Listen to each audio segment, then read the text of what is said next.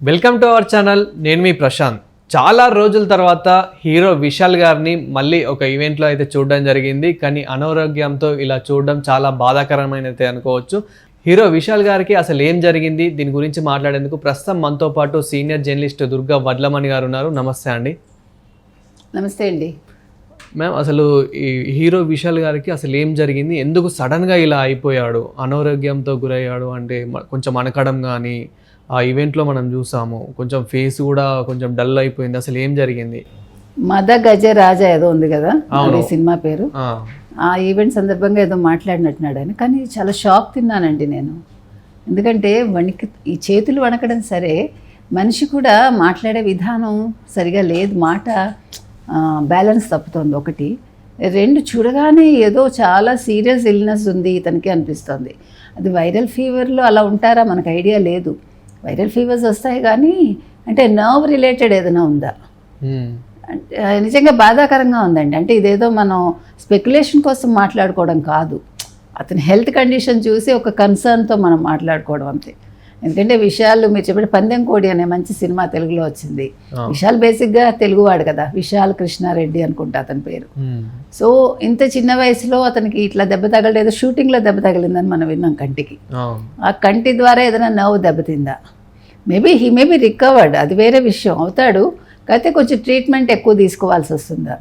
అది ఆ వీడియో బయటకు వచ్చాక టీమ్ ఒక స్టేట్మెంట్ ఇచ్చారు కదా, అతనికి ఏం కాలేదు, వైరల్ ఫీవర్ అని. దీనికి సాయం వాళ్ళు అపోలో హాస్పిటల్ నుంచి ఒక డాక్టర్ చేత స్టేట్మెంట్ ఇప్పించారు. అలా ఎక్కడ జరగదు కదా, ఎక్కడైనా డాక్టర్ స్టేట్మెంట్స్ ఇస్తారా?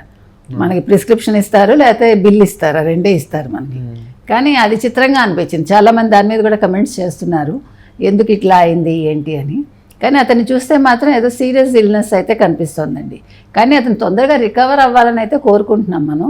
తమిళంలో చాలా మంచి సినిమాలు ఉన్నాయి అతనివి, తెలుగులోనూ ఉన్నాయి. దో హీజ్ ఏ తెలుగు మ్యాన్, అతను ఎక్కువ తమిళంలో కదా ఎస్టాబ్లిష్ అయ్యాడు.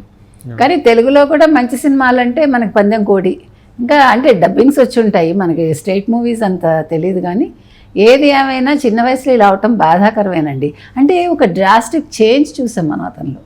ఎప్పుడు కూడా చాలా బాగా ఉంటాడు అతను. మనం ఎక్కడ చూసుకున్నా కానీ, అంటే ఏదైనా స్టేజ్ మీద చూసినా, ఏదైనా ఈవెంట్లో చూసినా, మూవీస్లో, రియల్ లైఫ్లో చూసినా, రియల్ లైఫ్లో చూసినా కానీ మంచి యాక్టివ్ పర్సన్ అనే చెప్పొచ్చు. కానీ సడన్గా ఇలా చూసేసరికి నిజంగా బాధాకరం అనేది అయితే అనుకోవచ్చు. అంటే మనకనే కాదు, అది ఫ్యాన్స్ని కూడా ఎంతో మందిని ఆకట్టుకున్నాడు తెలుగు ఇండస్ట్రీలో కానీ తమిళ ఇండస్ట్రీలో కానీ. ఇప్పుడు మనం చూసుకుంటేనండి, విశాల్ బయోగ్రఫీ చూసుకుంటే అతను ఇంచుమించు 7 సినిమాలు తెలుగులో స్ట్రైట్ సినిమాలు వచ్చినట్టు, అంటే అందులో డబ్బింగ్లు కూడా ఉన్నాయేమో. పందెం కోడి, పొగరు, తర్వాత డిటెక్టివ్, ఒక సినిమా డిటెక్టివ్ సినిమా కూడా చేశాడు, పూజ అని, అభిమన్యు అని, ఇట్లా మొత్తం ఒక 7 సినిమాలు వచ్చాయి. తమిళంలో కూడా చాలా బాగా చేశాడు అతను. తమిళంలో అతని కంట్రిబ్యూషన్కి అతనికి 2006లో కలైమామణి అవార్డు కూడా వచ్చింది.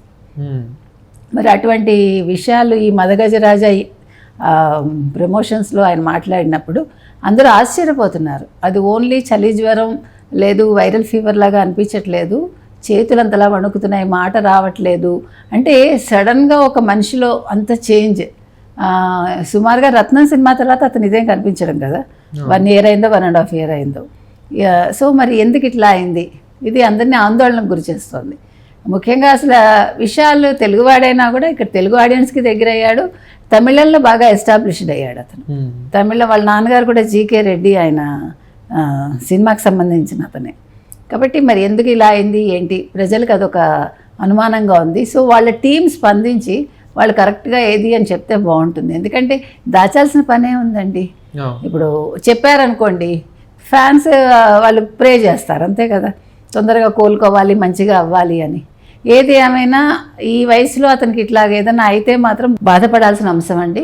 తొందరగా అతను కోరుకోవాలని అయితే మనం కోరుకుందాం. మరి ఎందుకు ఇంత గ్యాప్ వచ్చిందంటారు ఈ మూవీస్కి? అంటే 10 సంవత్సరాల గ్యాప్ ఎందుకు వచ్చిందంటారు? అంటే పొలిటికల్గా అలా వెళ్తున్నారని గ్యాప్ వచ్చిందా, లేకపోతే నిజంగా గతంలో నుంచే ఇతనికి ఇలాంటి హెల్త్ ఇష్యూ ఏమైనా ఉందా? అంటే సడన్గా ఇది వచ్చి ఉండకపోవచ్చు. మీరు చెప్పినట్టుగా ఏదైనా బలంగా గాయం అయితే కూడా అవ్వచ్చు, మనకు అది తెలియదు. కన్నుకి గాయం అయింది అన్నారు. సో దాని తర్వాత అది నెమ్మదిగా మనిషిని ఇది చేస్తూ వచ్చిందా, అందుకే విషయాలు అలా కనిపించారా? ఇది 1 రోజులో 2 రోజులో వచ్చే విషయం కాదు ఇది. దాన్ని చూస్తే కనుక అంటే అతని రూపం చూసినప్పుడు ఏదో సంథింగ్ రాంగ్, ఏదో చాలా సివియర్ ఇదే ఉంది అతనికి, సీరియస్ ఇష్యూ అనేది అర్థమవుతుంది. సో నేను అనేది ఏంటంటే అతను అంటే ట్రీట్మెంట్లోనే ఉండుంటారు ఖచ్చితంగా, సరైన డాక్టర్స్కి చూపించుకుని అంటే ఉంటారు కదండి సీనియర్ డాక్టర్స్, కన్సర్న్డ్ పీపుల్, వాళ్ళ దగ్గరికి వెళ్ళి అతను చేయించుకుంటే బాగుంటుంది. చూపించుకునే ఉంటారు, అయినా కూడా కన్సర్న్ కొద్దీ చెప్పడం తప్ప. కానీ ఇతనికి ఇది ఫర్దర్గా ఎక్కువ ఇది అవ్వకుండా త్వరగా నయమై కోలుకోవాలని మాత్రం మనం కోరుకుంటాం. కానీ షూటింగ్లో ఇలాంటి దెబ్బలన్నింటి కామన్. నార్మల్గా మనము గతంలో చూసుకున్నట్లయితే ఒకసారి ఎన్టీఆర్ గారికి చేయి దగ్గర గాయం అవ్వడము, అండ్ ప్రభాస్ గారికి కూడా సలార్ మూవీలో కొంచెం గాయం అవ్వడం, ఇట్లాంటివి చూసాం. అది వేరు. అంటే ఇది చాలా ఇక్కడ మీకు గుర్తుంటే తాళ్ళూరి రామేశ్వరన్ ఒక హీరోయిన్ ఉండేది, మీకు గుర్తుందా? ఆవిడ ఒక హిందీ సినిమాలో గుర్రం మీద స్వారీ చేస్తుండగా పడిపోయి ఆవిడకి కూడా ఒక కన్ను దెబ్బతింది. తర్వాత ఆవిడ ఇటీవల కాలంలో ఏదో 1-2 సినిమాలు చేసినట్టుంది, తల్లి క్యారెక్టర్స్ ఏదో. అందుకని ఆవిడ అప్పటి నుంచి సినిమాలకు దూరం అయిపోయింది. అంటే జరిగిన ప్రమాదాన్ని బట్టి ఉంటుందండి. మామూలుగా ఏదో కాలికి తగిలింది, చేతికి తగిలింది అంటే అవన్నీ తగ్గిపోతాయి. కానీ నర్వ్కి ఏదైనా అయితే అందులో కన్ను కదా, కన్ను అనేది చిన్న విషయం కాదు, చాలా సెన్సిటివ్ పార్ట్ అది. మనకి కొన్ని మన బాడీలో ఉండే పార్ట్స్లో కొన్ని చాలా సున్నితంగా ఉంటాయి. సో మరి సున్నితమైన భాగంలో తగిలి అతనికి ఏదైనా అయిందా, అది రికవర్ అయితే మాత్రం చాలా బాగుంటుంది. ఎందుకంటే చూస్తే మాత్రం అందరూ భయపడ్డారు, ఇదేంటి పాప విషయాలకు ఇలా అయింది అని. అయితే మనమేమి సింపతి కాదు ఇక్కడ, అతను త్వరగా కోలుకుని మంచి మంచి సినిమాలు చేయాలని మాత్రం మనం అనుకుందాం. అదేవిధంగా మనం చూసుకున్నట్లయితే అంటే చిన్న చిన్న పోస్టర్స్ ఏవైతే ఉన్నాయో ఆ మదగజ రాజా మూవీకి సంబంధించిన పోస్టర్స్ ఏవైతే అందులో బాగున్నాడు. అదే నేను అంటున్నా, ఒకవేళ షూటింగ్ అయిపోయాక ఏదైనా చిన్న విషయం నిజంగా వైరల్ ఫీవర్ అయితే గొడవ లేదండి. ఏముందో 10-15 రోజులు వాళ్ళు రెస్ట్ తీసుకుంటారు, తర్వాత కొంచెం మంచి ఫుడ్ తీసుకుంటే సెట్ అయిపోతారు. సో మనం అలా కూడా అనుకుందాం, ఓన్లీ వైరల్ ఫీవర్ అయి ఉండాలి అని కోరుకుందాం. తమిళంలో కూడా చాలా బాగా చేశాడు అతను. తమిళంలో అతని కంట్రిబ్యూషన్కి అతనికి 2006లో కలైమామణి అవార్డు కూడా వచ్చింది. మరి అటువంటి విషయాలు ఈ మదగజరాజా ప్రమోషన్స్లో ఆయన మాట్లాడినప్పుడు అందరూ ఆశ్చర్యపోతున్నారు. అది ఓన్లీ చలి జ్వరం లేదు, వైరల్ ఫీవర్ లాగా అనిపించట్లేదు, చేతులంతలా వణుకుతున్నాయి, మాట రావట్లేదు. అంటే సడన్గా ఒక మనిషిలో అంత చేంజ్. సుమారుగా రత్నం సినిమా తర్వాత అతను ఇదేం కనిపించడం కదా, 1 year అయిందో 1.5 year అయిందో. సో మరి ఎందుకు ఇట్లా అయింది, ఇది అందరినీ ఆందోళనకు గురి చేస్తుంది. ముఖ్యంగా అసలు విషయాలు తెలుగువాడైనా కూడా ఇక్కడ తెలుగు ఆడియన్స్కి దగ్గర అయ్యాడు, తమిళంలో బాగా ఎస్టాబ్లిష్డ్ అయ్యాడు అతను. తమిళ వాళ్ళ నాన్నగారు కూడా జీకే రెడ్డి, ఆయన సినిమాకి సంబంధించిన అతనే. కాబట్టి మరి ఎందుకు ఇలా అయింది ఏంటి, ప్రజలకు అదొక అనుమానంగా ఉంది. సో వాళ్ళ టీం స్పందించి వాళ్ళు కరెక్ట్గా ఏది అని చెప్తే బాగుంటుంది. ఎందుకంటే దాచాల్సిన పనే ఉందండి.